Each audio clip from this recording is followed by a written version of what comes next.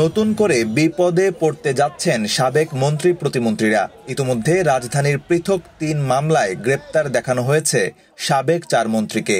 সোমবার ঢাকার metropolitan magistrate Imran আহমেদের আদালত তাদের গ্রেপ্তার দেখানোর আবেদন মঞ্জুর করেছেন। গ্রেপ্তার হওয়া ৪ মন্ত্রী প্রতিমন্ত্রীর মধ্যে রয়েছেন সাবেক তথ্যমন্ত্রী ও জাসদ সভাপতি হাসানুল হক ইনু, সাবেক শিক্ষামন্ত্রী ডক্টর দীপু মনি, সাবেক সমাজকল্যাণ মন্ত্রী ও ওয়ার্কার্স পার্টির সভাপতি রাশেদ খান মেনন ও সাবেক আইসিটি প্রতিমন্ত্রী জুনায়েদ আহমেদ পলক।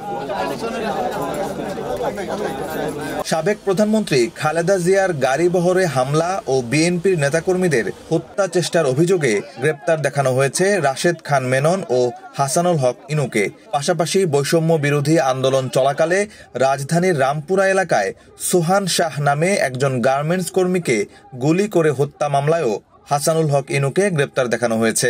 এছাড়া ছাত্র আন্দোলনের সময় রাজধানীর শাহবাগে রিয়াজুল নামে এক ব্যক্তি নিহতের মামলায় আটক করা হয়েছে দীপু মনি ও পলককে।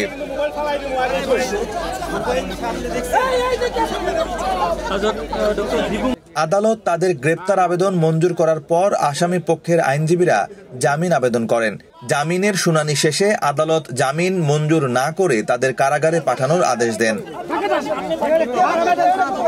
এদিকে সাবেক আইসিটি প্রতিমন্ত্রী পলককে অভিযুক্ত করে রাজধানীর একাধিক থানায় ৩টি মামলা হয়েছে। ডক্টর দীপু মনির নামে এখন পর্যন্ত হয়েছে মোট 5টি মামলা। রাজধানীর নিউ মার্কেটের ব্যবসায়ী আব্দুল ওয়াদুদ হত্যা মামলায় গ্রেপ্তার দেখানো হয়েছে সাবেক সমাজ কল্যাণ মন্ত্রী ও ওয়ার্কার্স পার্টির সভাপতি রাশেদ খান মেননকে। এই ৪ মন্ত্রী প্রতিমন্ত্রী সবাই বর্তমানে বিভিন্ন মামলায় পুলিশের কাছে রিমান্ডে আছেন। নিউজ ডেস্ক, বাংলাদেশ প্রতিদিন।